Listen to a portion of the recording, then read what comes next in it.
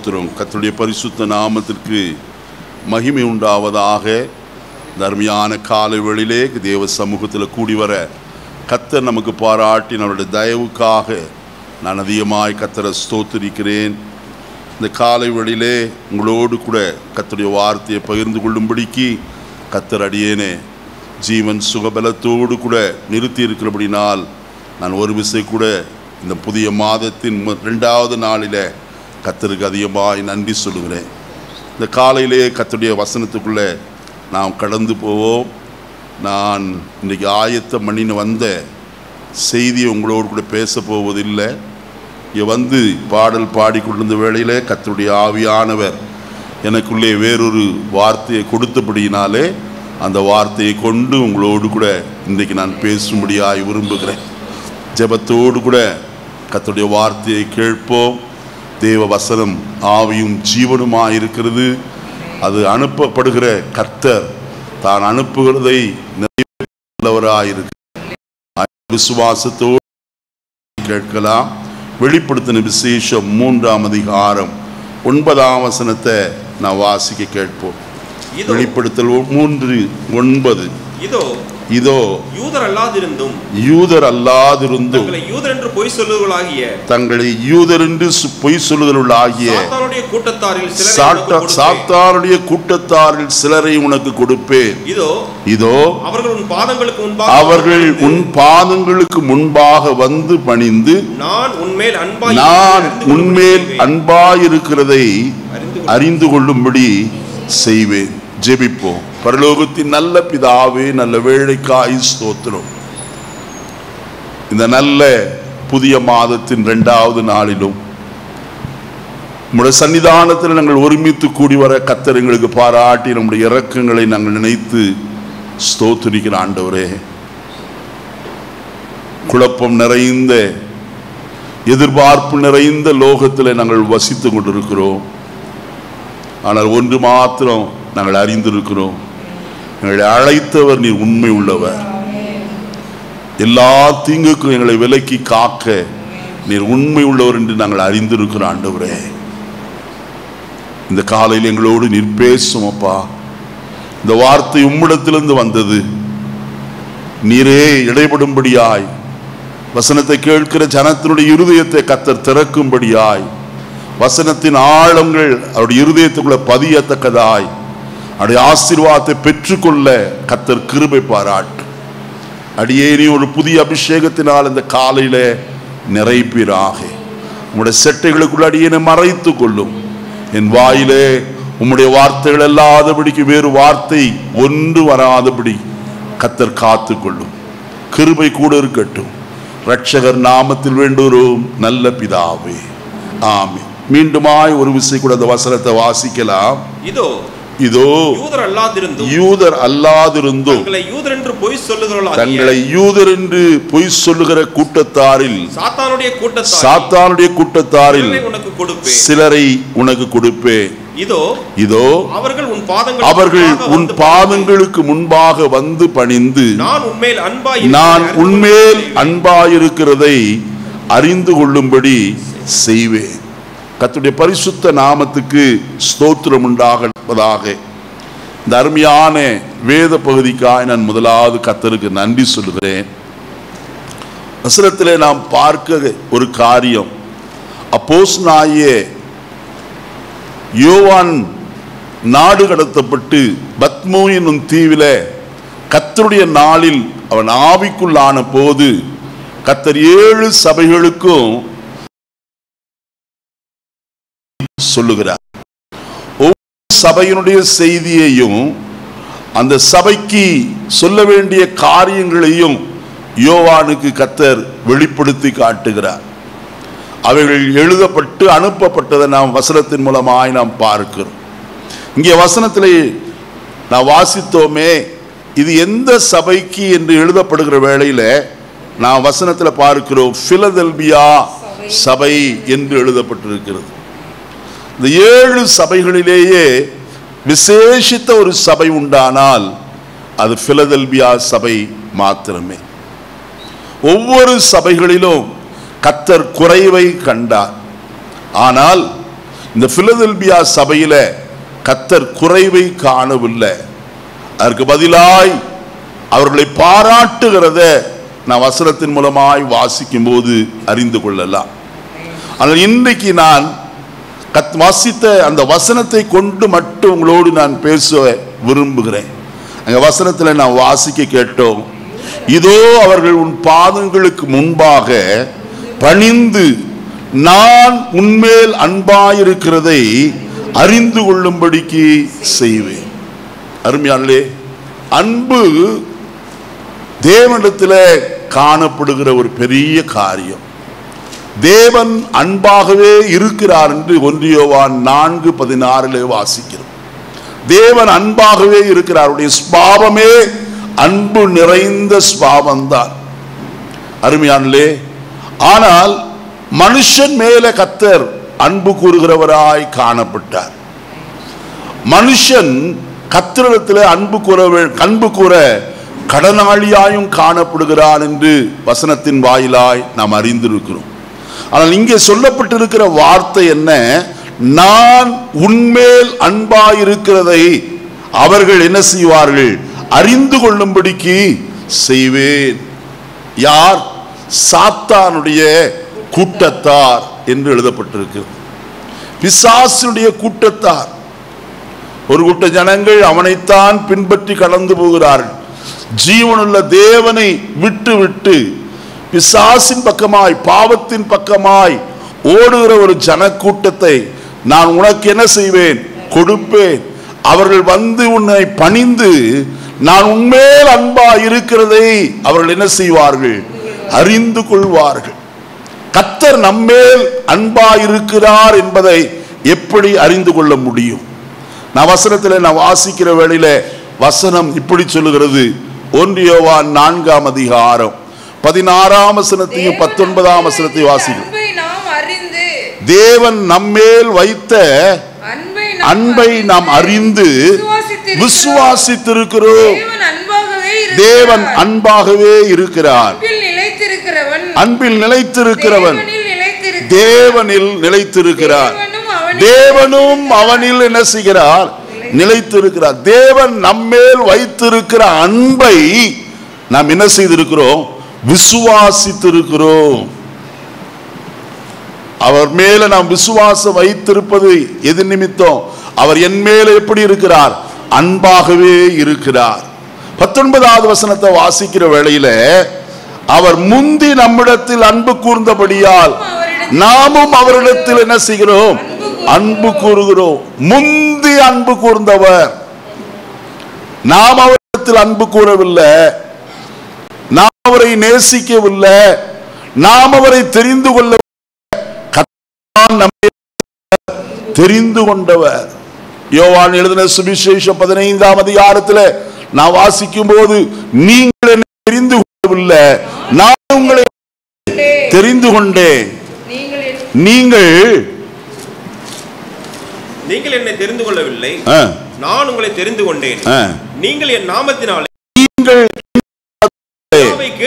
பிதாவை கேட்டுக்கொள்வது எதுவோ அதை அவர் உங்களுக்கு கொடுக்கத்தக்கதாக நீங்கள் போய் கனி கொடுக்கும்படிக்கும், அந்த கனி நிலைத்திருக்கும்படிக்கும் நான் உங்களை என்ன செய்தேன்? ஏற்படுத்தினேன். அருமையானே, கர்த்தர் தான் முதலாவது நம்மிடத்திலே அன்பு கூர்ந்தவர். எப்படி? யோவான் 3:16 வாசிக்கிற வேளையில தேவன் தம்முடைய ஒரே பேரான குமாரனை விசுவாசிக்கிறவன் எவனோ அவன் கெட்டு போகாமல் நித்திய ஜீவனை அடையும்படிக்கு அவரை தந்தருளி இவ்வளவாய் உலகத்தில் என்ன செய்தாராம்? அன்பு கூர்ந்தார் என்று எழுதப்பட்டிருக்கிறது. அருமையானே, அவர்தான் உலகத்தில் என்ன செய்தார்? அன்பு கூர்ந்தார்.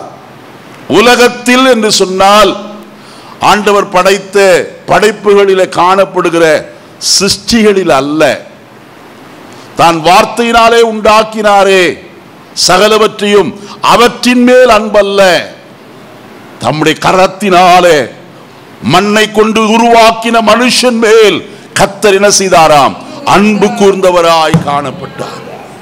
வேதம் சொல்லுகிறது, தமது சாயலாகவும் தமது ரூபத்தின்படியேயும் மனுஷனை என்ன செய்வோமாக, உண்டாக்குவோமாக என்று சொன்னாரே. அப்படி உண்டாக்கி தம்முடைய ஜீவ சுவாசத்தை அவன் நாசியிலே ஊதினாரே, அந்த மனுஷன் மேல் கர்த்தர் என்ன செய்தார்? அன்பு கூர்ந்தவராய் காணப்பட்டார். அந்த அன்பினுடைய வெளிப்பாடு என்ன? வசனத்தில் என்ன வாசிக்கிறோம்? ஆதியாகமத்தின் புஸ்தகம் 3ஆம் அதிகாரம் 9வது வசனத்தில் வாசிக்கும் போது, பகலின் குளிர்ச்சியான வேளையில பகலின் குளிர்ச்சியான வேளையில தோட்டத்தில் உலாவுகிற தேவனாய கர்த்தருடைய சத்தம். நன்றாய் கவனியுங்கள். ஒவ்வொரு நாளும் மனுஷனோடு கூட அவர் நேரத்தை செலவிடுகிறவராய் காணப்பட்டவர். ஒவ்வொரு நாளும் பகலின் குளிர்ச்சியான வேளையில கர்த்தர் ஏதேன் தோட்டத்திற்கு வருவார். தாம் உருவாக்கிற ஆதாமோடும் ஏவாளோடும் நேரத்தை என்ன செய்தவர்? செலவு செய்தவர். ஆனால் ஒரு நாளிலே அவருடைய சத்தத்தை கேட்க, அவரோடு கூட உறவாட, அவரோடு கூட பேச, அவரோடு கூட நடக்க அந்த 2 பேரையும் காணவில்லை. ஆகையால் தேவன் இவ்விதமாய் செய்தார். ஆதாமே, நீ எங்கே இருக்கிறாய்? அன்போடு கூட தாம் உருவாக்கின மனுஷனை பார்த்து கேட்கிறார், ஆதாமே நீ எங்கே இருக்கிறாய்? அதற்குரிய பதில் வந்தது, நான் தேவனாய கர்த்தருக்கு, கர்த்தருடைய சத்தத்திற்கு தோட்டத்திலே கேட்டு நான் நிர்வாணியா இருப்பதினாலே பயந்து இப்பொழுது என்ன செய்து கொண்டிருக்கிறேன்? ஒளிந்து கொண்டிருக்கிறேன். தோட்டத்தில் உம்முடைய சத்தத்தை நான் கேட்டேன் ஐயா, ஆனால் உம்மோடு கூட உறவாட என்னாலே இப்பொழுது உமக்கு முன்பாய் வர இயலாது. காரணம் என்ன? பாவம் செய்தபடியினாலே அவன் தன்னை நிர்வாணி என்று என்ன செய்கிறான்? அறிக்கை செய்கிறவனாய் காணப்படுகிறான். அப்பொழுதுதான் கர்த்தர் கேட்டார், புசிக்க வேண்டாம் என்று விளக்கின கனியை நீ என்ன செய்தாயோ? புசித்தாயோ? கர்த்தர் மேலேயே குற்றம் சாட்டுகிறான். நீர் எனக்கு கொடுத்த இந்த ஸ்திரீயானவள் அதுக்கு காரணம் ஐயா, வேற யாரு காரணம் அல்ல, நீர் எனக்கு கொடுத்தீரே இந்த ஸ்திரீ. மனுக்குலம் பாவத்திற்குள்ளே கடந்து போயிற்று. பாவத்திலே விழுந்து போன மனுக்குலத்தை மீட்கும்படி ஆய்த்தான். தேவன் மனுக்குலத்தின் மேல் அன்பு வைத்தபடியினால் சிரேஷ்டமானதை கர்த்தர் நமக்கு கொடுக்கிறவராய் காணப்பட்டார். ஏதோ ஒன்றை கொடுக்கவில்லை, ஏதோ ஒரு பொருளை கொடுத்து அவர் காம்ப்ரமைஸ் பண்ணவில்லை. அருமையானவர்களே, உள்ளதிலேயே சிரேஷ்டமான ஒரு பொருளை கர்த்தர் கொடுக்கிறவராய் காணப்பட்டார். தம்முடைய ஒரே பேரான குமாரனாகிய இயேசுவை தேவன் இந்த பூலோகத்திற்கு தியாக பலியாய் ஒப்பு கொடுக்கிறவராய் காணப்பட்டார். தம்முடைய சொந்த குமாரன் என்றும் பாராமல் நம் எல்லாருக்காகவும் அவரை என்ன செய்தவர்? ஒப்பு கொடுத்தவர் என்று வேதம் சொல்லுகிறது. தம்முடைய சொந்த குமாரன் என்று பாராதபடிக்கு. அருமையானே, தன்னுடைய ஒரே பேரான குமாரன், அவரது மடியிலே காணப்பட்ட செல்ல குமாரன், அவரையே உலகத்திற்கு என்னவாய் கொடுத்தார்? பரிசாக தியாக பலியாய் ஒப்பு கொடுக்கிறவராய் காணப்பட்டார். அதை பார்க்கிலும் மேன்மையானது வேறு என்ன இருக்கிறது? இவ்வளவாய் கர்த்தர் தம்முடைய அன்பை என்ன செய்திருக்கிறார்? வெளிப்படுத்தி காட்டி இருக்கிறாரே. இந்த காலையிலே அருமையான கர்த்தருடைய ஜனமே, இந்த அன்பை பார்க்கிலும் வேறு ஒரு பெரிய அன்பு இல்லவே இல்லை. அதனால் தான் கர்த்தருடைய வேதத்தில் சொல்லப்பட்டிருக்கிறது. ரோமருக்கு எழுதின நிருபம் வாசிப்போமா? 5ஆம் ரோமருக்கு எழுதின நிருபத்தில் நான் வாசிக்கும் போது 5ஆம் அதிகாரம் வாசிப்போ, 8வது வசனத்தை வாசிக்கலாம். நாம் பாவிகளாய் இருக்கையில் கிறிஸ்து நமக்காக மரித்ததினாலே தேவன் நம்மேல் வைத்த தமது அன்பை என்ன செய்தார்? விளங்க பண்ணி இருக்கிறார். அருமையானே, தேவன் நம்மேல் வைத்த தமது அன்பை என்ன செய்தார்? விளங்க பண்ணுவதற்கு காரணம் என்னவா இருந்தது? நமக்காக அவர் என்ன செய்தார்? கல்வாரி சிலுவையிலே மரிக்கிறவராய் காணப்பட்டார். இயேசு மரிப்பதற்கு முன்பு கர்த்தருடைய வசனத்தில் வாசிக்கிறோம், அநேக முறை தம்முடைய சீஷர்களோடு கூட நான் எருசலேமுக்கு போகிறேன், அங்கே பாவிகளுடைய கையிலே நான் ஒப்பு கொடுக்கப்பட்டு அவர்கள் என்னை வாரினால் அடிப்பித்து முகத்திலே காரி உமிழ்ந்து பலவிதமான துன்பப்படுத்தி சிலுவையிலே என்னை செய்வார்கள், அறைவார்கள். அருமையானே, ஆனாலும் மூன்றாவது நாளில் நான் உயிரோடு கூட என்ன செய்வேன்? எழும்புவேன் என்று சொல்லி அவர்களுக்கு சொல்லுகிறவராய் காணப்பட்டார். ஒரு முறை ரெண்டு முறை அல்ல, பல முறைகள் சீஷரோடு கூட மற்ற எல்லாரோடும் அவர் சொன்னதை நாம் வாசித்து அறிய முடியும். மனுஷகுமாரன் மரிப்பது யாருக்காக? நல்லவனுக்காக அல்ல, நீதிமானுக்காக அல்ல, பாவிகளுக்காக. 1 யோவான் 3ஆம் அதிகாரம் 16வது வசனத்தை வாசிக்கிற வேளையிலே கர்த்தருடைய வசனம் அங்கே இவ்விதமாய் சொல்லுகிறது, அவர் தம்முடைய ஜீவனை நமக்காக தந்ததினாலே அன்பு இன்னதென்று என்ன செய்திருக்கிறோம்? அறிந்திருக்கிறோம். தம்முடைய ஜீவனையே கொடுத்தார். எந்த மனுஷனாயிலும் தன்னுடைய ஜீவனை கொடுக்க கூடுமோ? ஒருவேளை நல்ல நண்பனாயிருந்தால் அவனுக்காய் ஜீவனை கொடுக்கவும் ஆயத்தம் என்று சொல்லுவான். கொடுப்பானோ கொடுக்க மாட்டானோ தெரியாது. ஆனால் கர்த்தர் நல்லவர்களுக்காக அல்ல, துன்மார்க்கருக்காக, பாவிகளுக்காக, துரோகிகளுக்காக கர்த்தர் தம்முடைய ஜீவனையே நமக்காக என்ன செய்தார்? கொடுத்து தம்முடைய அன்பை நம்மேல் விளங்க பண்ணி இருக்கிறாரே. இந்த அன்பை அறிந்திருக்கிறோமா? கெத்செமனே தோட்டத்தை முதற்கொண்டு கல்வாரி சிலுவை வரைக்கும் 7 இடங்களிலே தம்முடைய ரத்தத்தை அவர் சிந்துகிறவராய் காணப்பட்டார். அவர் ஜெபித்துக் கொண்டிருந்த போது அவருடைய வேர்வையின் பெருந்துளிகள் ரத்தத்தின் பெருந்துளிகளாய் தரையிலே என்ன செய்தது? கெத்செமனே தோட்டத்தில் ஆரம்பத்திலே சிந்தப்பட்ட ரத்தம் தொடர்ச்சியாய் சிந்தப்பட்டு கொண்டே வந்தது. கல்வாரி சிலுவையில கடைசி சொட்டு ரத்தம் வரைக்கும் தம்முடைய மனுக்குலத்தாய் தாம் யாரை நேசித்தாரோ அன்பு கூர்ந்தாரோ அந்த ஜனத்திற்காய் அவர் சிந்துகிறவராய் காணப்பட்டார். வாரினால் அவரை அடித்தார்கள். முள்முடி சூட்டப்பட்டது. தலையில கோலினால் அடித்தார்கள். கன்னத்திலே காணப்பட்டிருக்க தாடி மயிரை பிடுங்கினார்கள். முகத்திலே காரி உமிழ்ந்தார்கள். எல்லாம் செய்த போதும் அவர் பொறுமையோடு சகலவற்றையும் என்ன செய்தார்? சகிக்கிறவராய் காணப்பட்டார். ஏன் தெரியுமா? வசன விதமாய் சொல்லுகிறது. எபிரேயருக்கு எழுதின 12ஆம் அதிகாரம் 2வது வசனத்திலிருந்து வாசிக்கலாம்.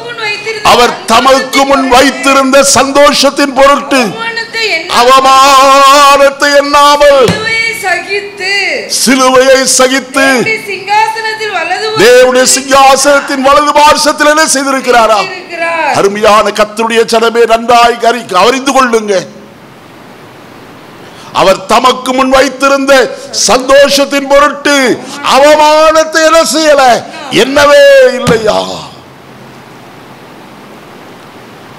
நன்மை செய்தவராய் கலிலேயா கடற்கரை ஓரமாய் எருசலேமின் தெருக்களிலோ சமாரியாவின் பட்டணத்திலோ யூதேயாவின் பட்டணங்களிலோ சுற்றி நடந்து ராஜ்யத்துடைய சுவிசேஷத்தை அறிவித்து வியாதிகளை சுகமாக்கி வந்த கர்த்தர், மரித்தோரை உயிரோடு கூட எழுப்பினவர், ஜனங்கள் தீண்டத்தகாதவர்கள் என்று சொல்லி யாரெல்லாம் ஒதுக்கப்பட்டார்களோ குஷ்டரோகியாய் அவர்களையும் சுகமாக்கிறவர். அப்படிப்பட்ட இயேசு கர்த்தருடைய வசனம் சொல்லுகிறது, அவமானத்தை என்ன செய்யலையா? என்னவே இல்லையா? நம்முடைய யாராயிரம் ஒருவர் போகிற போக்கிலே பஸ்ல இருந்து துப்பி விட்டால் நாம் என்ன செய்வோம்? துடைத்து விட்டு சரி பிரதர் நன்றது அப்படின்னு சொல்லுவோமா? ஒரு நாள் சொல்ல மாட்டோம். வாயில என்னென்ன வார்த்தை வருதோ அத்தனை வார்த்தையை சொல்லி என்ன செய்வோம்? வசப்பாடுகிறவளாய் காணப்படுவோம். கண்ணு இருக்கா? என்ன மூளை இருக்கா? ஏன்னா இது செய்யறதுக்கு தான் இங்கே வீட்டிலேருந்து வந்தையா? உங்க அம்மா இதுக்கு தான் பெற்று அனுப்புனாளா? என்னென்னெல்லாம் பேசணுமோ அத்தனையும் என்ன செய்வார்கள்? பேசுவார்கள்.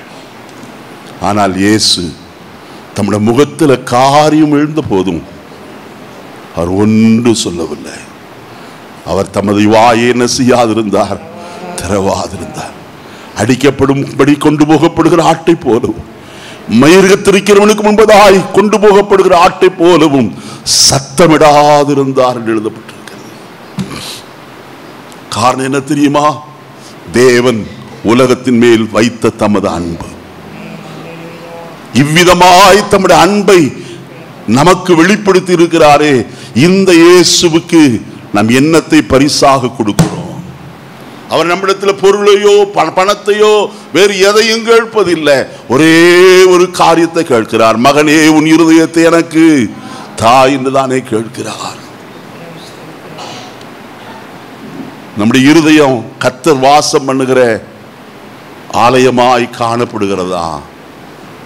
வசனத்தில் என்ன வாசிக்கிற வேளையிலே கர்த்தருடைய வசனத்தை நான் வாசித்தோம். இங்கே நாம் பாவிகளாய் இருக்கையில் கிறிஸ்து நமக்காக மரித்ததினாலே தேவன் நம்மேல் வைத்த தமது அன்பை என்ன செய்திருக்கிறார்?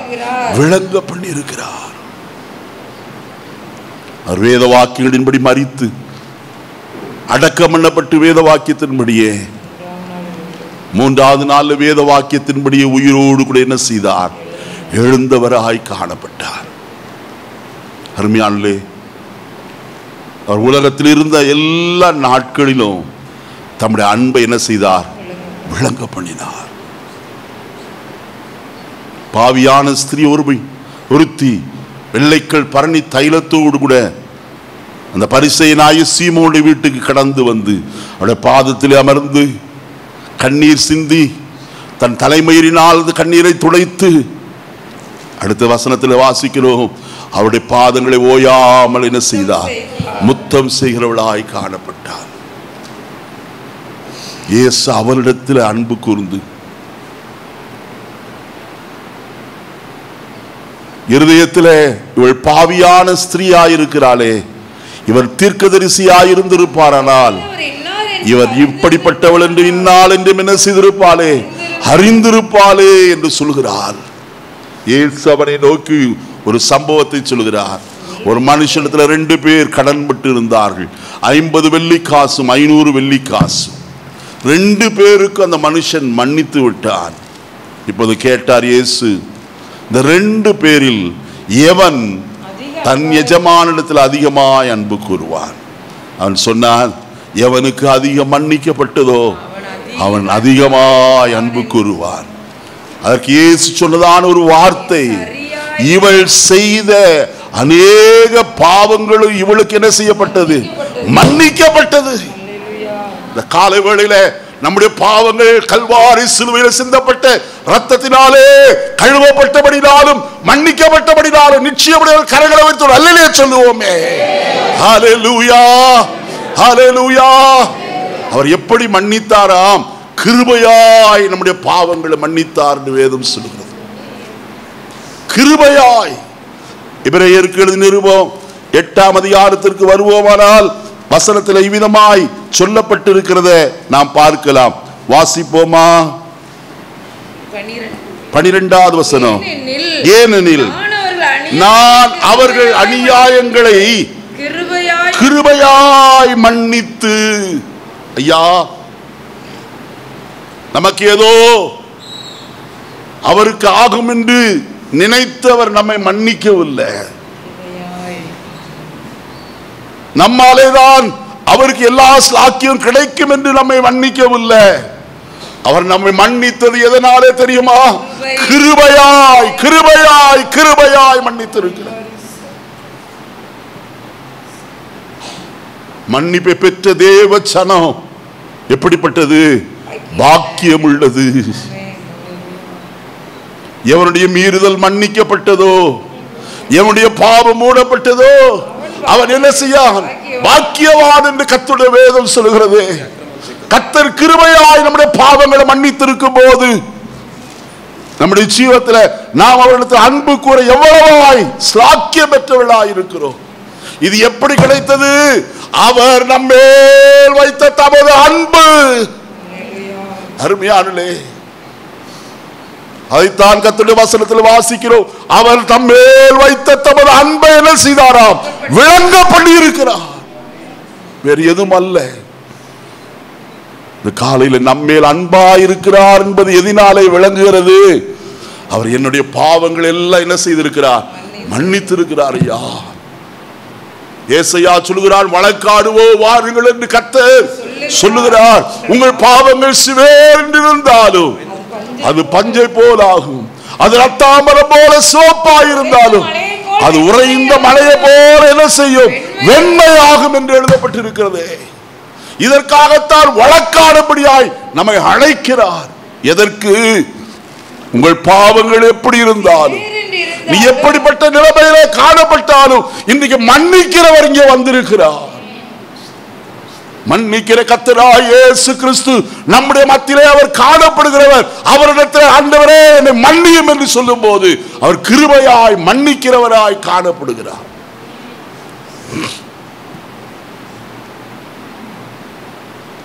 இயேசு ஒரு மனுஷனை சுஸ்தமாக்கினார். அவனை பிறகு தேவாலயத்தில் கண்டபோது அவனை பார்த்து இவ்விதமாய் சொன்னார், நீ இதோ உன் பாவங்கள் உனக்கு மன்னிக்கப்பட்டது. நீ பாவம் செய்யாதபடிக்கு, இனி உனக்கு அதிக கேடானது வராதபடிக்கு இனி என்ன செய்யாதே? பாவம் செய்யாதே. பாவம் செய்வாயானால் உனக்கு என்ன வரும்? அதிக கேடு வரும். கேடு வராதபடிக்கு நீ பாவம் செய்யாதே. பாவம் செய்யாதபடிக்கு நம்மை காக்கிறவர் கர்த்தர். அருமையானே, நம்முடைய பாவத்திற்கு உட்படாதபடிக்கு நம்மை கிருபையாய் பாதுகாத்து வருகிறவர்.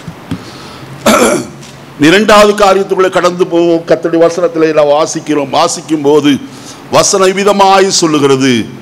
மார்க் எழுதின சுவிசேஷம் 10ஆம் அதிகாரம் 21வது வசனத்தை வாசிப்போம். மார்க் 10:21. இயேசு அவனை பார்த்து அவனிடத்தில் அன்பு கூர்ந்து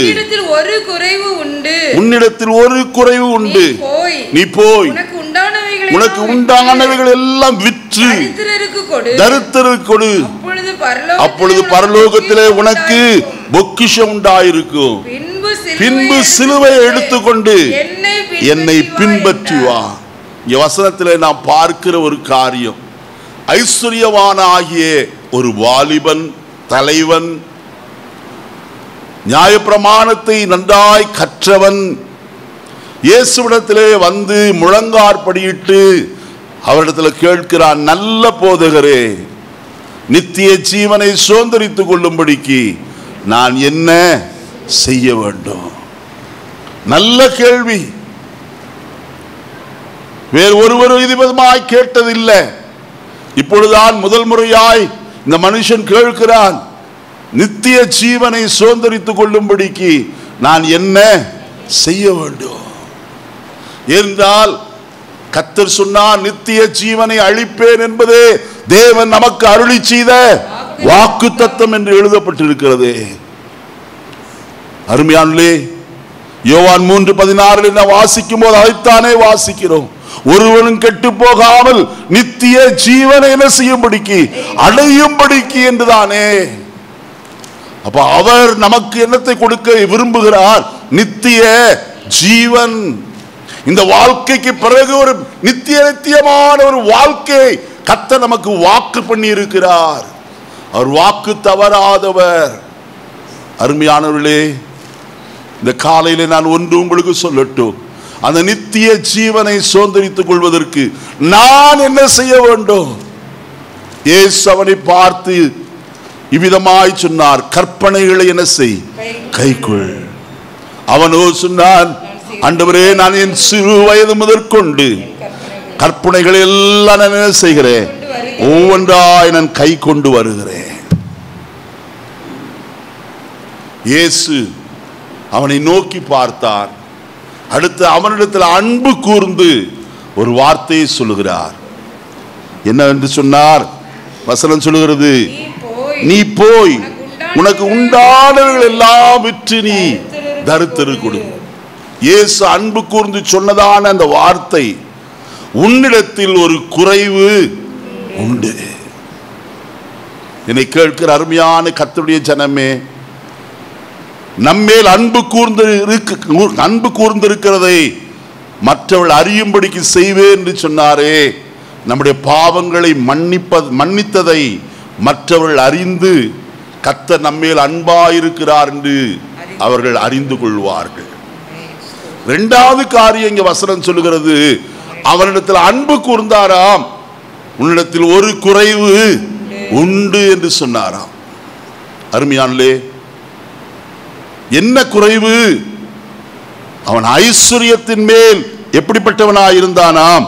நம்பிக்கையாயிருந்தான். 24வது வசனத்தை வாசியுங்கள். சீஷர்கள் அவருடைய வார்த்தைகளை குறித்து ஆச்சரியப்பட்டார்கள். இயேசு பின்னும் அவர்களை நோக்கி, பிள்ளைகளே, ஐஸ்வர்யத்தின் மேல் நம்பிக்கையாய் இருக்கிறவர்கள் தேவனுடைய ராஜ்யத்தில் என்ன செய்ய மாட்டார்கள்? பிரவேசிக்க மாட்டார்கள். இங்க வசனத்துல ஒரு வார்த்தை விதமாய் சொல்லப்பட்டிருக்கு. 22வது வசனத்தை பாருங்கள். அவன் மிகுந்த ஆஸ்தி உள்ளவனாய் இருந்தபடியினால் இந்த வார்த்தையை கேட்டு மனமடிந்து துக்கத்தோடே போய்விட்டான். மிகுந்த ஆஸ்தி.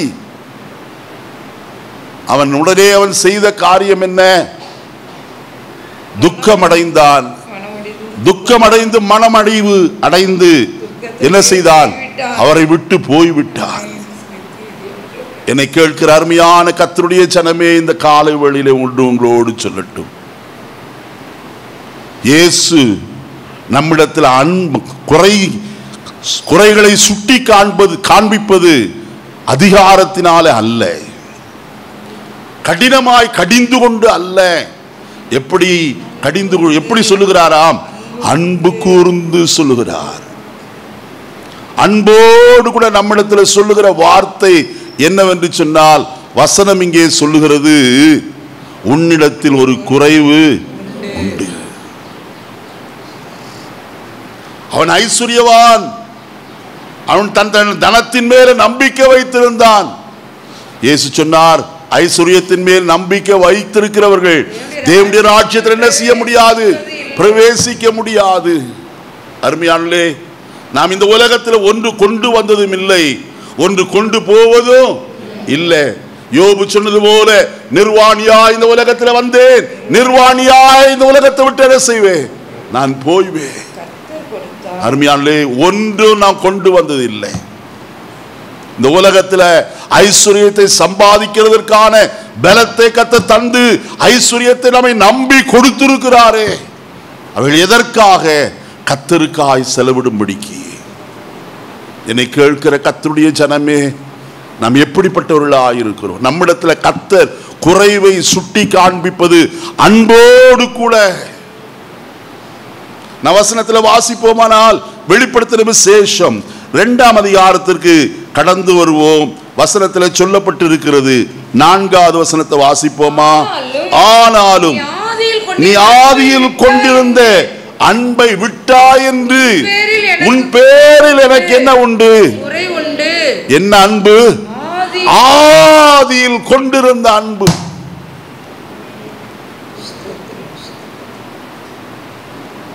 துவக்க நாட்களில் இயேசுவை இரட்சகராய் ஏற்றுக்கொண்ட நாட்களிலே நமக்கு உண்டாயிருந்த அந்த அன்பு இப்பொழுது என்ன செய்திருக்கிறது? குறைந்து போயிருக்கிறது. அந்த அன்பு இன்றைக்கு இல்லையே. கர்த்தருடைய காரியத்தில் தீவிரித்து ஓடுவோம். எதுவானாலும் சரி, மழையானாலும் வெயிலானாலும் தொண்டு செய்வேன் இயேசுவுக்கா என்று ஓடின நாட்கள் எல்லாம் போய்விட்டது.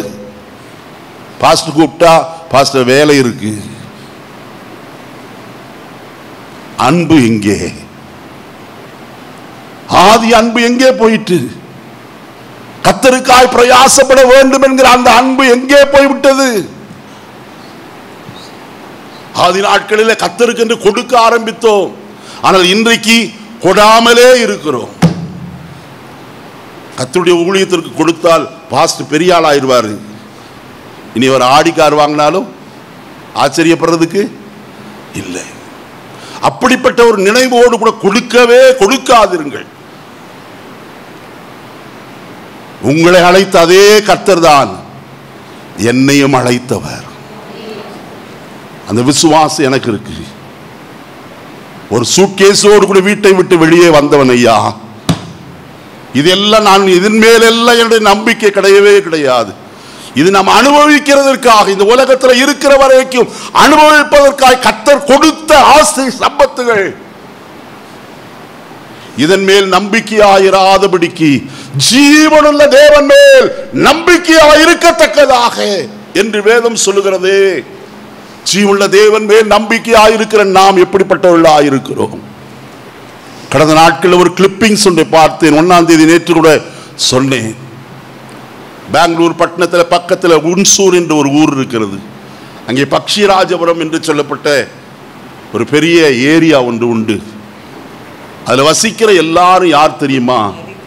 ஊசி பாசி விற்கிற நரிக்குறவர்கள். டென்ட்லையா இருக்காங்க? ஓலை வீட்லையா மண்ணு குடிசையிலையா குடியிருக்காங்க? இல்லையா. பார்த்தாலே அதிசயப்பட வேண்டிய 3 மாடி கட்டடம். ஆடி கார் நிற்கிறது, கண்டசா கார் நிற்கிறது. இன்றைக்கு லேட்டஸ்ட் கார் எதுவோ அது அவங்களுடைய வீட்டு வாசற்படியில் நிற்கிறது. ஏதோ ஒரு வருடத்தில் அல்ல, மைல் கணக்கில் நீட்டமாய் அநேக பவனங்கள் வீடுகள் காணப்படுகிறது. எல்லா வீட்டிலும் கர்த்தருடைய ஆசீர்வாதத்தை பார்க்க முடியும். அவர்கள் சொல்லும் போது சொன்னார்கள், கழுத்திலே டப்பாவை கட்டி தெரு தெருவாய் அலைந்து கொண்டிருந்த நாங்கள், எருமை மாட்டை பலி செலுத்தி அந்த ரத்தத்தை குடித்து வெறித்து ஆடிக்கொண்டிருந்த நாங்கள், ஐயா கிறிஸ்துவின் அன்பை நாங்கள் ருசி பார்க்க ஆரம்பித்தோம். இந்த போதகர் வந்து எங்களுக்கு சொன்னார், எங்களோடு கூட ஒன்றாயிருந்தார். அவர் தம் கிறிஸ்துவின் அன்பை எனக்கு வெளிப்படுத்தினார். நாங்கள் கொடுப்பதையெல்லாம் புசித்தார். கிறிஸ்துவின் அன்பை சொன்னார். எத்தனையோ முறை நாங்கள் அவரை மரத்தில் கட்டி வைத்து அடித்திருக்கிறோம். அடித்தாலும் மறுபடியும் எங்களை தேடி வருவார். அந்த கிறிஸ்துவின் அன்பை நாங்கள் கண்டுகொண்டோம். நாங்கள் இயேசுவுக்கு எங்களுடைய இருதயத்தை கொடுத்தோம், ஞானஸ்நானம் பெற்றோம், இந்த சபைக்கு நாங்கள் கடந்து வந்தோம். கர்த்தர் எங்களுக்கு கொடுத்த கொஞ்சம் சொற்ப வருமானத்திலும் கர்த்தருக்கு உண்மையாய் கொடுக்க ஆரம்பித்தோம்.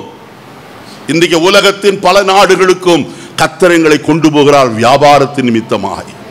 கர்த்தர் எங்களை நீ பார்க்கிறீர்களே, இவைகளெல்லாம் எதனால வந்தது?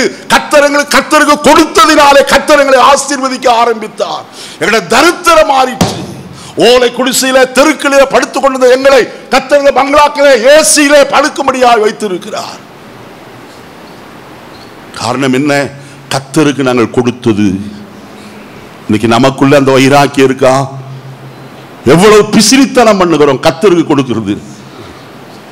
கொடுத்தா பாஸ்ட் பெரியார் ஆயிடுவார். நீ அப்படிப்பட்ட சிந்தையை வச்சிருந்தீங்கன்னா அப்படியே கொடுக்காமே இரு.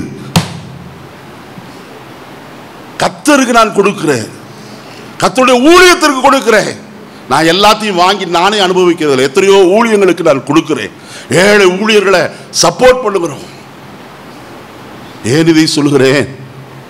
நீ அனுபவிக்கிறீங்களே, இத்தனை ஃபேன் ஓடுதே, இத்தனை லைட் எரியுதே, இத்தனைக்கு சார்ஜ் கட்டணுமே. எங்கிருந்து கட்டுறது? எல்லாம் கர்த்தருடைய பிள்ளைகள் கொடுக்கிற காணிக்கை தசம பாகத்தில் தான். ஒருத்தர் வந்து சொன்னார், பாஸ்டர் உங்களுக்கு ஃபேனு போட்டு உங்களுக்கு வேர்த்துட்டு இருக்கு, ஏசி போட்டுடலாம் பாஸ்டர் சர்ச்சுக்கு.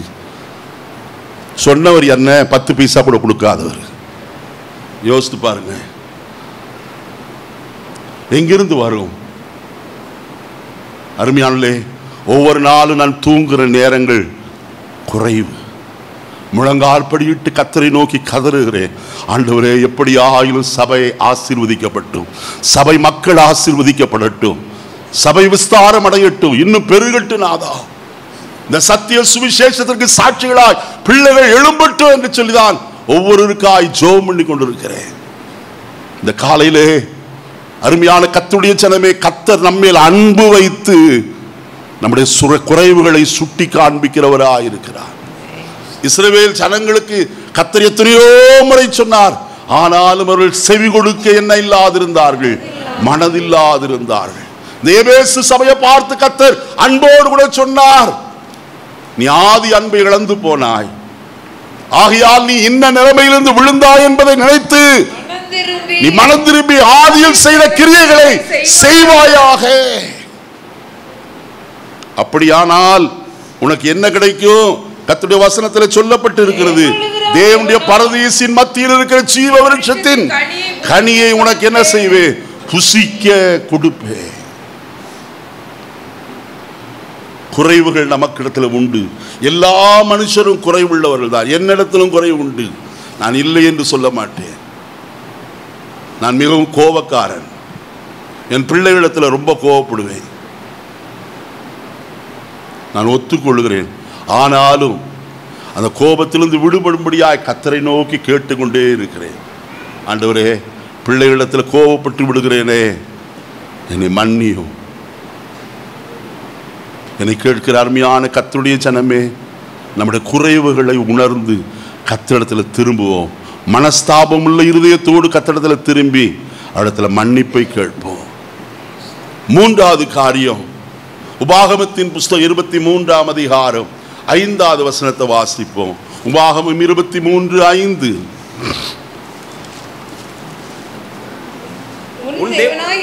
உன் தேவனாய கர்த்தர் பிலேயாமுக்கு செவி கொடுக்க சித்தமில்லாமல் உன் தேவனாய கர்த்தர் உன்மேல் அன்பு கூர்ந்தபடியினால் உன் தேவனாய கர்த்தர் அந்த சாபத்தை உனக்கு ஆசீர்வாதமாக என்ன செய்தார்?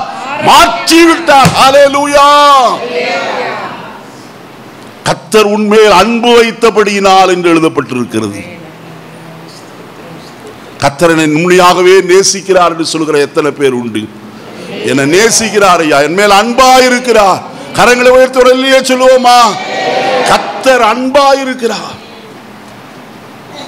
கர்த்தர் அன்பாயிருந்தால் சாபம் எல்லாம் என்ன செய்யும்? ஆசீர்வாதமாய் மாறும். எந்த மனுஷனுடைய சாபமும் நம்ம என்ன செய்யாது? பலிக்காதையா. நாசமா போ என்று சொல்லி மண்ணை வாரி என் மேல் இறைத்தார்கள்.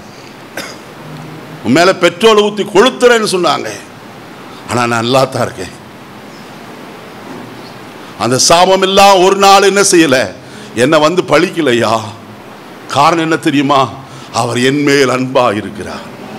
நான் அதை தைரியமாய் சொல்ல முடியும். எந்த இடத்திலேயும் அவர் என் மேல் அன்பா இருக்கிறபடினாலே சாபத்தை எல்லாம் என்ன செய்தார்? ஆசீர்வாதமாய் மாற்றி விட்டார். சொன்னவர்கள் இந்த உலகத்தில் இல்லை. ஆனால் கர்த்தர் என்னை ஜீவனோடு சுகத்தோடு பலத்தோடு இந்த கூட்டத்தில் உங்கள் முன்பாக நிறுத்தி கர்த்தருடைய வார்த்தையை பிரசங்கிக்க வைத்திருக்கிறார். ஏன் இதை சொல்லுகிறேன்? இஸ்ரவேல் ஜனங்களை சபிக்கும்படியாய் பாலாக் ராஜா பொன்னு வெள்ளியும் கொடுத்து பிலேயாமை கூப்பிடுகிறவனாய் காணப்பட்டான். சிப்போரின் குமாரனாகிய பாலாக்கை அழைத்து வந்து இஸ்ரவேல் ஜனங்கள் பாளையமிட்டு இருக்கிற மோவாபின் சமவெளியிலே காணப்படுகிற குன்றுகளிலே நின்று கொண்டு அந்த ஜனத்தை பார்த்து சபிக்கும்படியாய் சொன்னார். 3 இடங்களிலே போய் நின்றான். 3 இடங்களிலேயும் அங்கே ஆசீர்வாதத்தை தவிர சாபம் ஒன்று வரவில்லை. காரணம், கர்த்தர் அவர்களோடு கூட இருக்கிறார். ஐயா, ஒரே ஒரு ரகசியத்தை உங்களுக்கு சொல்லுகிறேன். சாபம் நம்மேல் பற்றாதிருப்பதற்கு ஒரே ஒரு வழி, தேவன் ஒரு மனுஷனோடு கூட இருப்பாரானால் எந்த சாபமும் அந்த மனுஷனை அணுகாது. எந்த பொல்லாத செய்வனை செய்தாலும் சரி, எந்த காரியம் செய்தாலும் ஒன்றும் வாய்க்காதே போகும். இன்னைக்கு நாம் நினைத்திருக்கிற காரியம் என்ன? அவங்க சபிச்சிட்டாங்க பாஸ்டர், அவங்க அப்படி சொன்னாங்க பாஸ்டர், இப்படி சொன்னாங்க பாஸ்டர். யார் என்ன சொன்னா என்ன? உன்னுடைய இருதயத்தில் இருக்க வேண்டிய ஒரு காரியம், கர்த்தர் என்னோடு கூட இருக்கிறார். கர்த்தர் என்னோடு கூட இருக்கிறார். பிலேயாம் அதைத்தான் சொன்னார். கர்த்தர் அவர்களோடு கூட, அவர்களுடைய தேவனாய கர்த்தர் அவர்களோடு இருக்கிறார். அவர் என்னோடு கூட இருக்கிறபடியினாலே எனக்கு யாதொரு தீங்கையும் கர்த்தர் என்ன செய்ய மாட்டார், வரவிட மாட்டார் என்று தைரியமாய் நான் அறிந்திருக்கிறேன் என்று சொல்லுவோமா? சாத்தானுடைய கூட்டத்தாரில் சிலர் உன்னிடத்தில் வந்து பணிந்து அவர்கள் சொல்லுகிற வார்த்தை என்ன? கர்த்தர் உண்மையில் அன்பாயிருக்கிறார் என்று சொல்லுவார்கள். எதினாலே? கர்த்தர் சாபத்தை எல்லாம் என்ன செய்தார்? ஆசீர்வாதமாய் மாற்றி விட்டாரே. நம்முடைய சாபம் ஆசீர்வாதமாய் மாற வேண்டுமா? நமக்கு விரோதமாய் எழுதப்பட்ட கையெழுத்து எல்லாம் குலைக்கப்பட வேண்டுமா? கர்த்தரை விடாமல் பற்றி கொள்ளுங்க. ஆண்டவரே, நீர் என்னோடு கூட இருக்கணும் நாதா, நீர் என்னை விட்டு என்ன செய்யாதிரு, போகாதிரு. அவர் நம்மோடு கூட இருப்பாரனால் ஒரு கெடுதியும் நமக்கு வருவது இல்லை. உனக்கு விரோதமாய் உருவாக்கப்படும் எந்த ஆயுதமும் வாய்க்காமற் போகும் என்று சொல்லி கர்த்தருடைய வசனம் சொல்லுகிறது. கர்த்தர் நல்லவர் ஐயா. நாலாவது காரியத்துக்குள்ள கடந்து போவோம். வசனத்தை வாசிப்போம். எபிரேயருக்கு எழுதின நிருபம் 13ஆம் அதிகாரம். எபிரேயருக்கு எழுதின நிருபம் 12ஆம் அதிகாரம் 6வது வசனத்தை வாசிப்போம். 12:6. கர்த்தர் எவனிடத்தில் அன்பு கூறுகிறாரோ அவனை அவர் சிட்சித்து தாம் சேர்த்துக் கொள்ளுகிற எந்த மகனையும் தண்டிக்கிறார் என்று பிள்ளைகளுக்கு சொல்லுகிறது போல நான் உங்களுக்கு என்ன செய்கிறேன், சொல்லுகிறேன். கர்த்தர் எவனிடத்தில் அன்பு கூறுகிறாரோ, நல்ல கவனிங்க, கர்த்தர் அவர்களை என்ன செய்கிறாராம், சிட்சிக்கிறார். சோதனை வேறு, சிட்சை வேறு. எல்லாருக்கும் கிடைக்கும் சிட்சை உங்களுக்கு கிடையாதிருந்தால் நீங்கள் பிள்ளைகளாயிராமல் வேசியின் பிள்ளைகளாயிருப்பீர்கள். நல்ல கவனிங்க, வசனத்தில் தெளிவாய் சொல்லப்பட்டிருக்கிறது. அன்றியும் நம்முடைய சரீரத்தின் தகப்பன்மார் நம்மை சிட்சிக்கும் போது அவர்களுக்கு நாம் அஞ்சி நடந்திருக்க நாம் பிழைக்கத்தக்கதாக ஆவிகளின் பிதாவுக்கு மிக அதிகமாய் அஞ்சி நடக்க வேண்டும் அல்லவா? ஐயா, ரட்சிக்கப்பட்ட ஒரு தேவனுடைய பிள்ளை, அபிஷேகம் பெற்ற ஒரு தேவனுடைய பிள்ளை ஏதாயினும் ஒரு குறைவை செய்யும் போது, கர்த்தருக்கு பிரியமற்ற காரியத்தை செய்யும் போது கர்த்தர் தண்டிக்கிறார் அல்லது சிட்சிக்கிறார் என்பதை நன்றாய் அறிந்து கொள்ள வேண்டும். எந்த சிட்சையும் தற்காலத்தில் சந்தோஷமாய் காணாமல் அது எப்படி இருக்குமாம், துக்கமாய் காணும். ஏன் இந்த சிட்சை வந்தது? ஏன் கர்த்தரை சிட்சிக்கிறார்? அருமையானவர்களே, யோபுடைய வாழ்க்கையில வந்த காரியத்தை போல நம்மள யாருக்கு வந்ததில்லை, வரவும் செய்யாது. காரணம், அவனை போல ஐஸ்வர்யவான் நம்மில ஒருவனும் இல்லையே. யோபுக்கு வந்த சோதனைகளில கர்த்தர் அறியாதபடிக்கு யோபின் வாழ்க்கையில யாதொன்றும் சம்பவிக்கவில்லை. இந்த காலையில பாட்டு பாடினீர்களே, திராணியை அறிந்திருக்கிற கர்த்தர், யோபுடைய திராணியை அறிந்துதான் கர்த்தர் அவனை சாத்தானுடைய கையில ஒப்பு கொடுத்தார். அவன் எந்த விதத்தில் என்ன செய்ய மாட்டான், மறுதலிக்க மாட்டான் என்று நன்றாய் அறிந்திருந்தவர். கடைசியில சத்துரு தோற்று போனான்.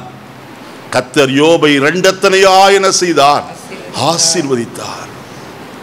இன்னைக்கு நம்முடைய ஜீவிதத்தில் கர்த்தர் சில சிட்சைகளை அனுப்புகிறாரே, எதற்கு? நாம் கர்த்தருடைய பாதையில நேராய் நடப்பதற்குத்தான். நமக்கு தெரியவில்லை, கர்த்தரனை தண்டிக்கிறார் ஐயா, நொறுக்கிறார் ஐயா, வறுக்கிறார் ஐயா.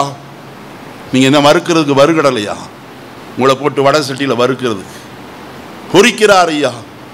இந்த வார்த்தையெல்லாம் ஒரு விசுவாசியுடைய வாயில வரலாகாது. நாம் செய்ய வேண்டிய காரியம் என்ன தெரியுமா?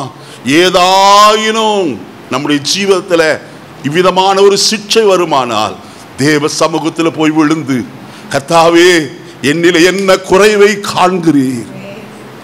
நீர் என்னிடத்தில் காண்கிற குறைவு என்ன? நான் சீர்படுத்த எனக்கு என்ன செய்யும்? உதவி செய்யும் ஆண்டவரே.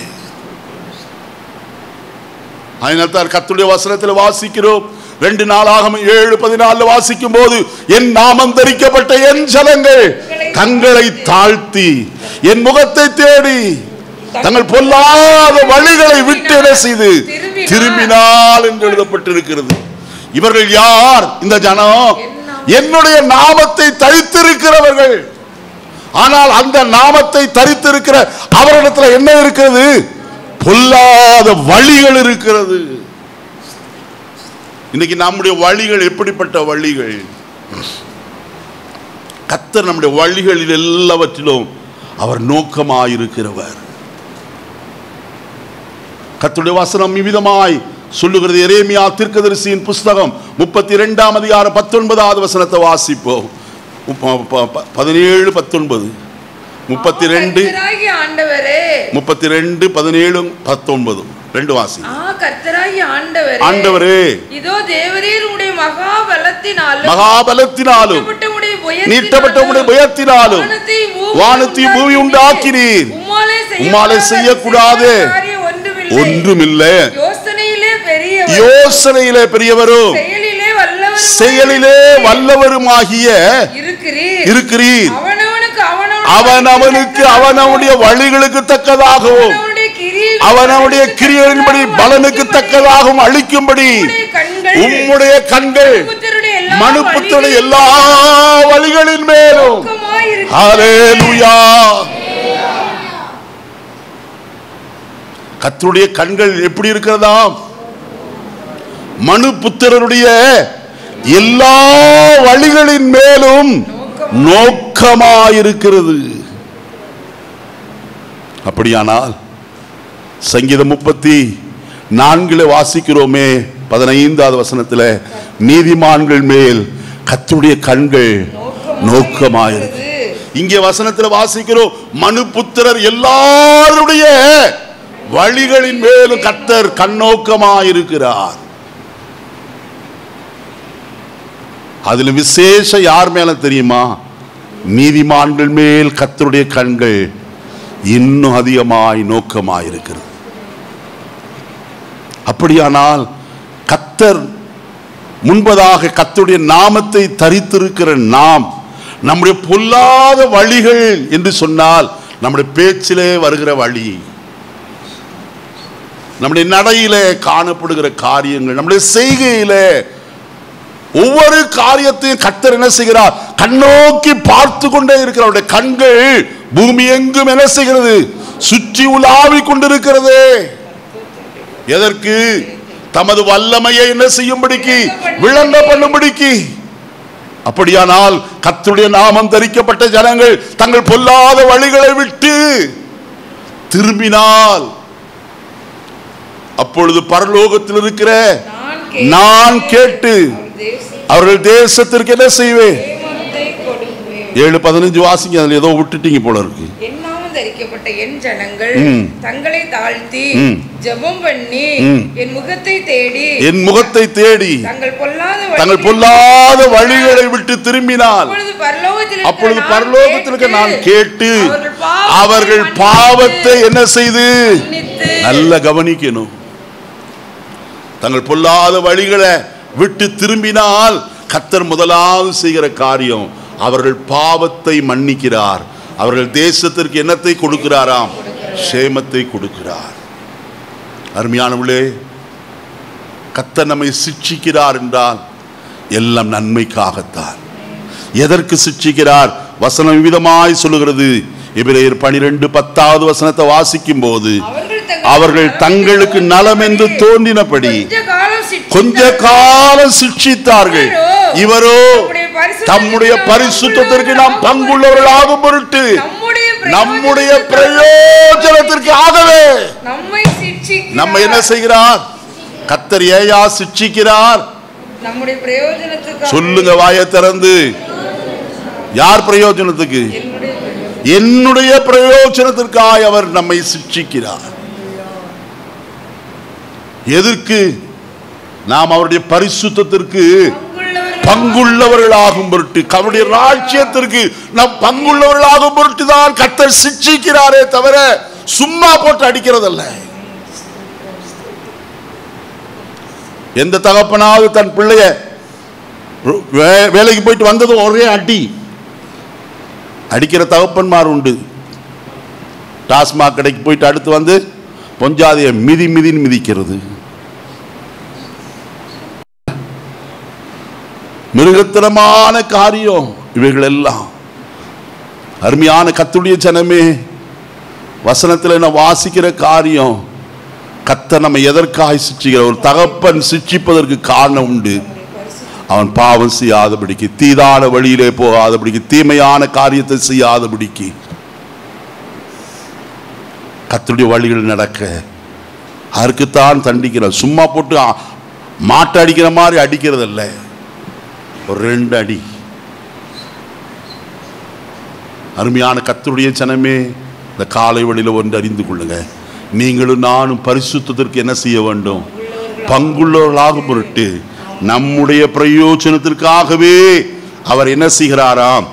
நம்மை சிட்சிக்கிறார் என்று கர்த்தருடைய வேதம் சொல்கிறது. கடைசியாக என்று சொல்லி நான் நிறைவு செய்கிறேன். உபாகமத்தின் புஸ்தகம் 7ஆம் அதிகாரம் 13வது வசனத்தை வாசிக்க கேட்போம். உபாகமம் 7:13.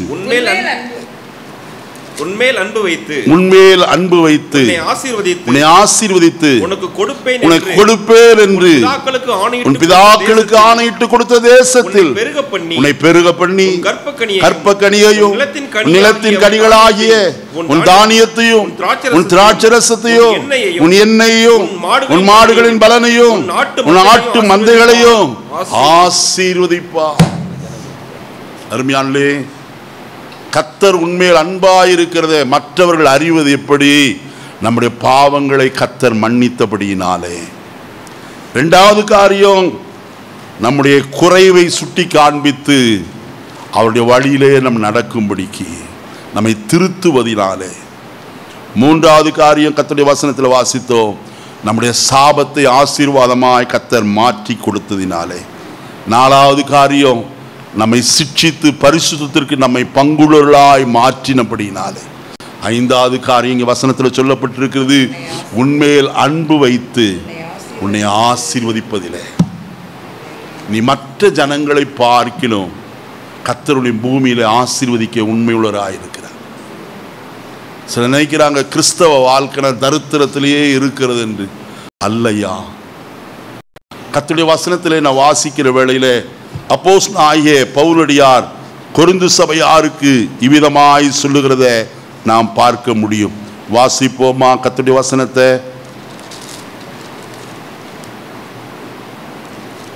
1 கொரிந்தியர் 9ஆம் அதிகாரம். ஒரு நிமிஷம் இருங்க, நான் எடுத்து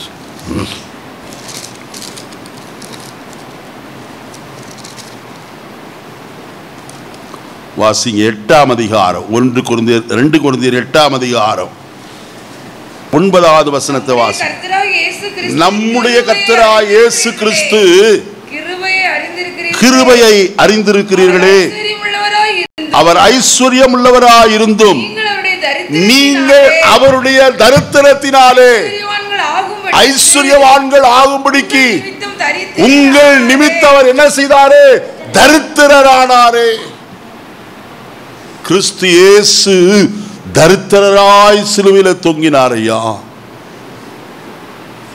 அவருடைய மேலங்கி எடுத்து சீட்டு போட்டு பங்கிட்டு கொண்டார்கள், வஸ்திரத்தை எடுத்து தங்களுக்குள்ளே பங்கிட்டார்கள். எழுதப்பட்ட வார்த்தையின்படியே அவர்கள் செய்தார்கள். தரித்திரராய் நிர்வாண கோலத்தில் சிலுவையில் தொங்கின அந்த இயேசு எதற்கு அப்படி தரித்திரரானார்? வசனம் சொல்கிறது, நீங்கள் ஐஸ்வர்யவான்கள் ஆகும்படிக்கு. ஒரு அல்லேலூயா சொல்லுவீங்கன்னு பார்த்தேன். எங்களுக்கு ஐஸ்வர்யமே வேண்டாயா, தரித்திரத்திலேயே இருந்துட்டு போறோம், எங்களுக்கு எதுக்கு ஐஸ்வர்யம்?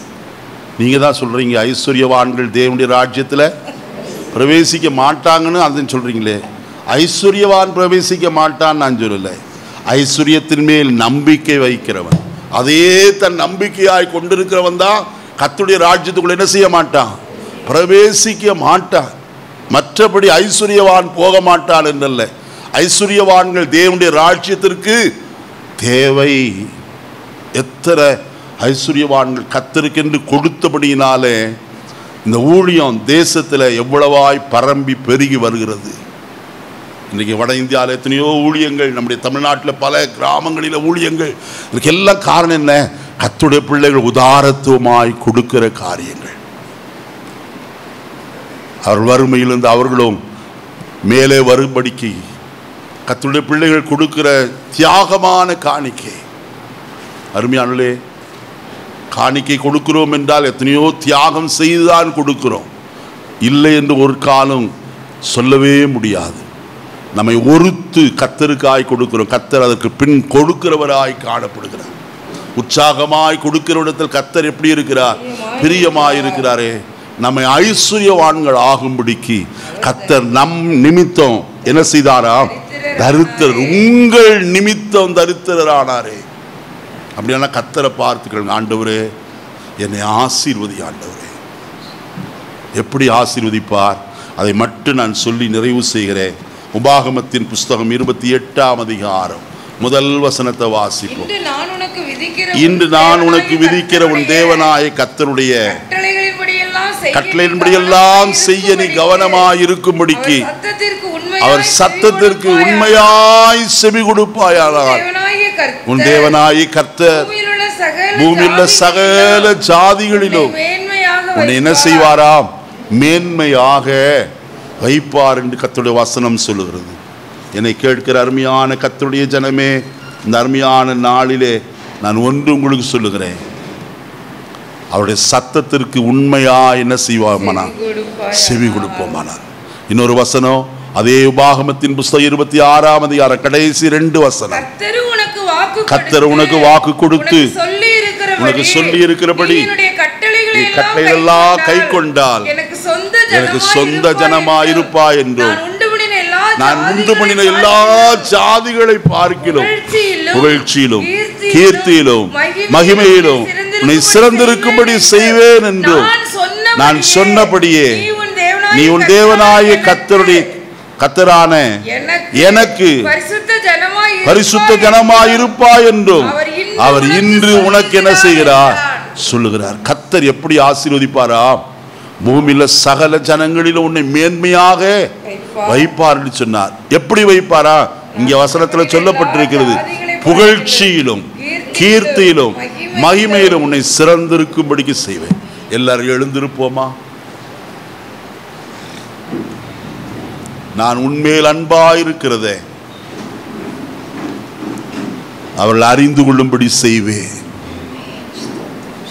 இந்த காலை வேளையில் கர்த்தர் உங்கள் மேல் அன்பாயிருக்கிறத உங்களை சுற்றிலும் இருக்கிற ஜாதிகளும் ஜனங்களும் அறிந்து கொள்ள வேண்டும். முதலாவது காரியம், அவர்கள் பாவம் மன்னிக்கப்பட்டு கிறிஸ்துவின் சந்தோஷத்தினாலும் சமாதானத்தினாலும் நிரப்பப்பட்ட ஜனமாய் காணப்படுகிறார்கள். இரண்டாவது காரியம், கர்த்தருடைய வசனத்திலே வாசித்தபடி கர்த்தர் சிட்சித்து தம்மிடத்திலே சேர்த்து கொள்கிறார். அந்த மனுஷனுக்குள்ள ஒரு நம்பிக்கை உண்டு, நான் பரலோகத்திற்கு போவேன், நித்திய ஜீவன் எனக்காக வைக்கப்பட்டிருக்கிறது. அதனால கர்த்தர் என்னை சிட்சித்து என்னை தம்மிடத்திலே சேர்த்து கொள்கிறார். மூன்றாவது காரியம், கர்த்தருடைய வசனத்திலே நாம் வாசிக்க கேட்டோம், அவர் குறைவை சுட்டி காண்பிக்கிறவர். நம்மிடத்துல என்ன குறைவு உண்டு, நாம் எதற்கு அழைக்கப்பட்டிருக்கிறோம் என்பதை உணர்ந்து அந்த குறைவை நிறைவாக்கும்படிக்கு அவரோடு கூட ஒப்புரவாகுதலை செய்ய வேண்டும். குறைவை சுட்டி காண்பித்தால் கோபித்துக் கொள்கிறது அல்ல, கர்த்தாவே எனக்கு மனம் இறங்கையா, இனி அவ்விதமான குற்றம் என் வாழ்க்கையில வராதபடி, இந்த குறைவு வராதபடி என்னை காத்துக்கொள்ள எனக்கு பலன் தாரும். நாலாவது காரியம், நம்மேல் அன்பாயிருக்கிறத கர்த்தர் எப்படி அறிந்து கொள்வார்? நமக்கு உகந்து நம்மேல் வந்த சாபங்கள் எல்லாம் கிறிஸ்து ஆசீர்வாதமாய் மாற்றினபடியினாலே. ஐந்தாவது காரியம், அவர் நம்மேல் அன்பாயிருக்கிறத கர்த்தர் நமக்கு கொடுக்கிற ஆஸ்தி சம்பத்து ஐஸ்வர்யத்தின் நாம் அனுபவிக்கிறதுனாலே. அருமையான கர்த்தருடைய பிள்ளைகளே, இந்த உலகத்தில் ஐஸ்வர்யவான்கள் எத்தனையோ பேர் தங்கள் ஐஸ்வர்யத்தை அனுபவிப்பதில்லை. ஏன் அப்படி சொல்லுகிறேன் என்று ஒரு வேளை கேட்கலாம். ஒரு நீதிமானுடைய வாழ்க்கையில நாம் அனுபவிப்பதற்கு வேண்டிய சகல விதமான நன்மைகளையும் அவர் சம்பூர்ணமாய் நமக்கு தருகிறவர். நீங்கள் எதை எந்த காலத்தில் அனுபவிக்க வேண்டும் என்று கர்த்தர் திட்டம் வைத்திருக்கிறார், அந்த காலத்தில் அந்த நன்மையை அனுபவிக்கும்படிக்கு கர்த்தர் எல்லா நன்மைகளையும் நமக்கு தருகிறவர். இந்த காலையிலே கர்த்தர் உங்கள் மேல் அன்பா இருக்கிறத மற்ற ஜனங்கள் அறிந்து கொள்வார்கள். அதற்கு ஏற்ற விதமாய் நடக்க கர்த்தர் நமக்கு தயை புரிவாராக. ஜெபிப்போம். பரலோகத்தின் நல்ல பிதாவே, நல்ல வேளைக்காய் ஸ்தோத்திரம். இந்த காலை வேளையிலே உம்முடைய பரிசுத்த சன்னிதானத்தை நாங்கள் ஒருமித்து கூடி உம்முடைய நாமத்தை தொழுது கொள்ளும் ஸ்லாக்கியத்தை எங்களுக்கு தந்தீர். அதற்காய் ஸ்தோத்திரம். விசேஷமாய் இன்றைக்கும் எங்களோடு நீர் பேசி நம்முடைய ஜீவனுள்ள வார்த்தைக்காய் நாங்கள் உமக்கு நன்றி சொல்கிறப்பா. நீர் எங்கள் மேல் அன்பாய் இருக்கிறத ஜாதிகளும் ஜனங்களும் அறிந்து கொள்ளும்படியாய் செய்வேன் என்று சொன்னீரே. அதற்கு ஏற்றபடியாய் நாங்கள் ஒவ்வொரு காரியத்திலும் சாட்சியாய் இருக்க எங்களுக்கு உதவி செய்யும். கிருபை கூட இருக்கட்டும். எங்களை ஆசீர்வதிக்கிறவர் கர்த்தர் என்று ஜாதிகள் அறிந்து கொள்ளட்டையா. ஆண்டவரே ஸ்தோத்திரம். இஸ்ரவேலை ஆசீர்வதிப்பதே கர்த்தருக்கு பிரியம் என்று எழுதப்பட்டிருக்கிறதே. கர்த்தர் ஆபிரகாமை சகல காரியங்களிலும் ஆசீர்வதித்து வந்தீர் என்று எழுதப்பட்டிருக்கிறது. அவருடைய ஏழைக்காரன் சொன்னாரே, கர்த்தரின் எஜமானை ஆசீர்வதித்து இருக்கிறார் என்று சொல்லி, அதே போல எங்களை குறித்து ஒரு சாட்சி மற்ற மனுஷருக்குள்ளே உண்டாகத்தக்கதாய் கர்த்தர் எங்களோடு கூட இருந்து கிரியை நடப்பிக்க வேண்டும் என்று நாங்கள் செபிக்கிறோம். எங்களை சிறந்தாழ்த்தி கரங்கூப்பி உம்முடைய கரத்தில் அர்ப்பணிக்கிற ஆண்டவரே, எங்களுடைய குறைவுகள், குற்றங்கள், மீறுதல்கள், அக்கிரமங்கள், பாவங்கள் எதுவானாலும் கர்த்தர் இந்த காலை வேளையில தயவாய் மன்னித்து தம்முடைய திருக்குமாரன் இரத்தத்தினாலே ஒரு விசையாய் கழுவும்படியாய் செபிக்கிறோம். உம்முடைய கிருபை தங்கி இருக்கட்டும். தொடர்ந்து நாங்கள் பந்திக்குள்ள கடந்து போக வேண்டும். கர்த்தர் எங்களை ஆயத்தப்படுத்தும், ஆசீர்வதியும். இரட்சகர் நாமத்தில் தாழ்மையோடு கொண்டு ஒரு நல்ல பிதாவே, ஆமென்.